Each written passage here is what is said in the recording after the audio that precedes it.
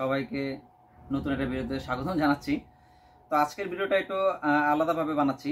এটা হচ্ছে কি আপনার সোলেক্সের ডিস্ক লক। তো বাংলাদেশে বর্তমানে এটা প্রচুর হাইপ এবং এই প্রোডাক্টটা বেশ জনপ্রিয়। তো এটা হচ্ছে গিয়ে আমি এটা ব্যবহার করার পর একটা রিভিউ দেব।